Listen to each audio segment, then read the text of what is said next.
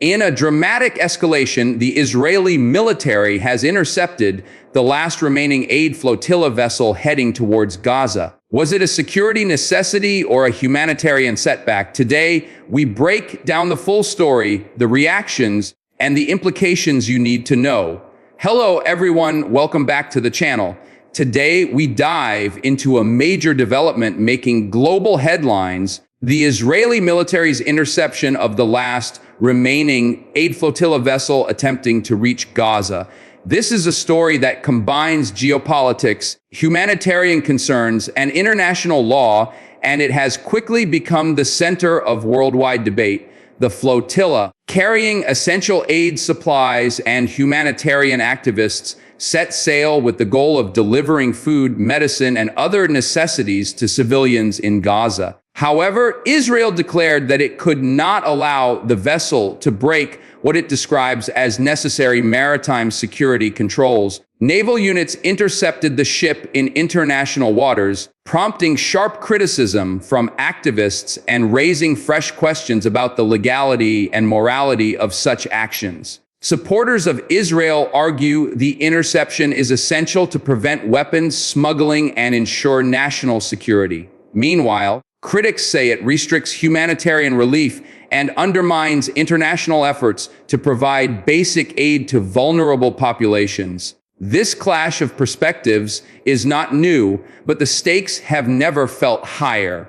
As we move through this video, we'll break down the facts of the incident, the official statements, the humanitarian response, and the global diplomatic fallout. Stay tuned, because this story has far-reaching consequences. The aid flotilla was part of an organized mission launched by several international groups who claim their sole purpose is humanitarian.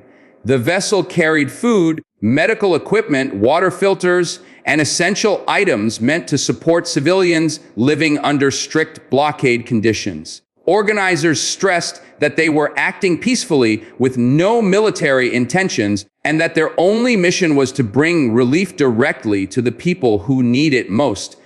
Israel, however, viewed the vessel with suspicion. Officials cited intelligence reports suggesting that aid flotillas could potentially be used to transport prohibited materials, including weapons or military technology that could endanger Israeli civilians. For Israel, allowing unmonitored vessels to dock directly in Gaza would mean bypassing official inspection channels, creating potential loopholes in its national security system. Tensions have long existed around Gaza's maritime blockade, which Israel says is necessary for its survival, while critics, including international human rights groups, argue that it effectively punishes ordinary civilians.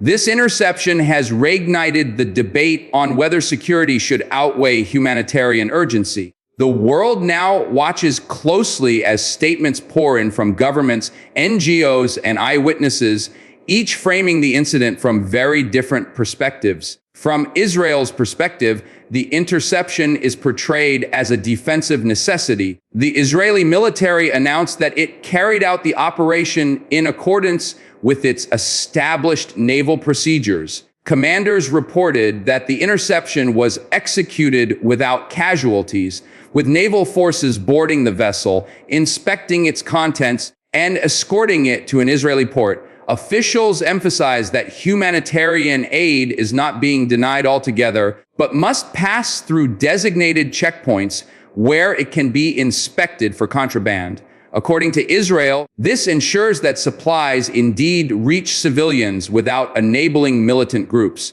The military also released a statement claiming the flotilla organizers were warned multiple times not to attempt direct entry into Gaza, yet chose to proceed in defiance of those instructions. In this framing, Israel portrays itself as acting responsibly under the law, taking measures to balance security with humanitarian concerns. However, critics quickly pushed back against these claims, saying the move was more about exerting political control than preventing threats. This tension between stated intentions and perceived realities is at the heart of the global conversation now surrounding the interception. For the activists and aid groups involved, the interception represents a major setback and a deeply frustrating outcome. Many of them argue that Israel's blockade policies are not just about security, but amount to collective punishment against Gaza's civilian population. They insist that the aid they carried was fully documented, transparent, and urgently needed on the ground. Activists on board reported feeling harassed and unfairly treated, claiming they were met with excessive military force for what they view as a peaceful humanitarian mission. Some groups have also questioned the legality of Israel's interception in international waters,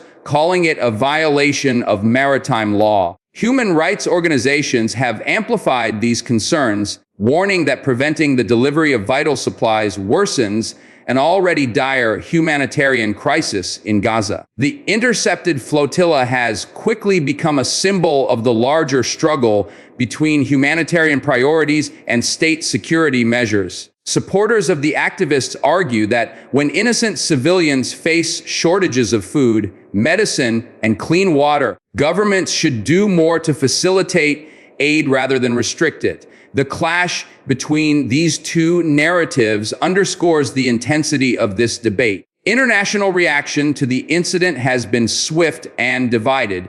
Several European governments expressed concern, calling for Israel to allow more unimpeded humanitarian access to Gaza.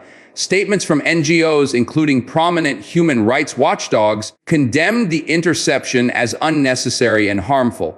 On the other hand, Israel's allies, particularly the United States, reiterated support for Israel's right to defend itself, though with cautionary notes about avoiding excessive humanitarian strain. The United Nations issued a statement urging restraint and calling for renewed negotiations to address Gaza's humanitarian needs. This incident is not the first of its kind, but the fact that it was the last remaining flotilla makes it particularly symbolic.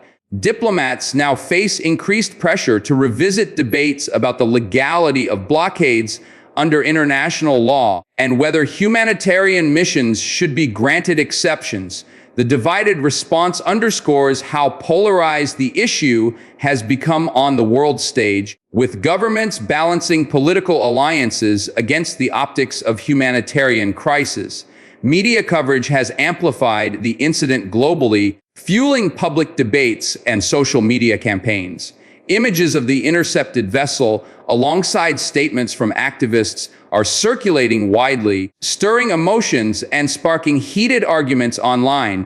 News outlets vary in tone. Some highlight Israel's legal arguments, while others stress the humanitarian side. This divergence demonstrates how media framing shapes public perception. Independent journalists embedded with aid groups report on the challenges of delivering supplies, contrasting sharply with official government briefings that focus on security. In today's digital age, information travels fast, and so do narratives. Governments, activists, and ordinary citizens are all fighting to control the story, influencing how millions interpret the interception. The flotilla incident is no longer just about one ship. It's about shaping the broader narrative of who is seen as protecting lives versus who is seen as denying relief. Media's role in fueling or calming tensions cannot be underestimated in such situations. This incident also raises questions about international maritime law. According to the United Nations Convention on the Law of the Sea, ships in international waters are generally free to navigate without interference unless engaged in illegal activity. Israel argues that it acted within its rights, citing security exceptions that allow a state to intercept vessels if they pose a potential threat. Critics counter that this legal reasoning is stretched when applied to clearly humanitarian missions. They argue that unless proven otherwise, aid vessels should not be treated as hostile targets. Legal experts are now debating whether the interception could be classified as lawful or whether it constitutes a violation of international sovereignty. The lack of a universally binding mechanism for enforcing maritime law complicates the matter further. As such, interpretations vary widely depending on political stance. This legal gray area is part of why flotilla incidents repeatedly spark controversy, because both sides can claim legal justification, but the absence of a global authority leaves disputes unresolved. Beyond the immediate legal and political aspects, the humanitarian impact remains the most pressing issue.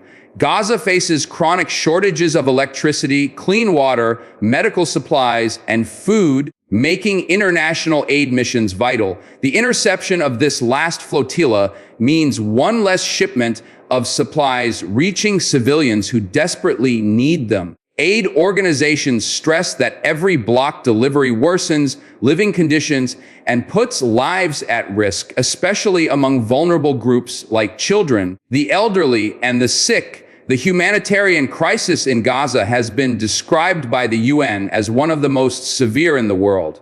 For many observers, the question becomes, at what point does national security justify the restriction of life-saving supplies? Israel maintains it allows aid to pass through designated checkpoints, but activists counter that delays and restrictions reduce the effectiveness of such aid. This ongoing cycle of blockade, interception, and humanitarian appeals shows no signs of resolution, leaving civilians caught in the middle of political and security battles they cannot control. The interception of the flotilla is not an isolated event, but part of a long history of tensions around Gaza's blockade. Over the years, multiple flotilla attempts have ended in similar confrontations, sometimes with deadly consequences. The most famous was the 2010 incident involving the Mavi Marmara, where a violent clash led to multiple deaths and international uproar. Compared to that, this latest interception was less violent, but no less politically explosive. Every time a flotilla sets sail, it forces the world to confront the unresolved questions about Gaza's blockade, humanitarian access, and Israel's security measures. These events have become symbolic battlegrounds where activism, law, politics, and media intersect. They reflect deeper issues that no single interception can resolve: how to balance humanitarian rights with security needs, and whether blockades can ever be justified long-term. The latest incident shows that these questions remain unanswered even after decades of debate. Looking ahead, the interception of the last flotilla vessel could influence future policy and activism. Aid groups may rethink their strategies, perhaps choosing alternative methods to deliver supplies. Governments might renew diplomatic efforts, either pressuring Israel to ease restrictions or backing its security concerns more firmly. For Israel, the incident highlights both its determination to enforce its blockade and the international scrutiny such actions invite. For Palestinians in Gaza, it represents another disappointment in their ongoing humanitarian struggle. The episode may also fuel broader discussions at the United Nations, where member states continue to debate solutions for the humanitarian situation. What remains clear is that this incident, like others before it, has widened the gap between security-focused arguments and humanitarian appeals. Whether that gap can ever be bridged will depend on political will, international cooperation, and the recognition that both security and humanitarian needs are real and urgent.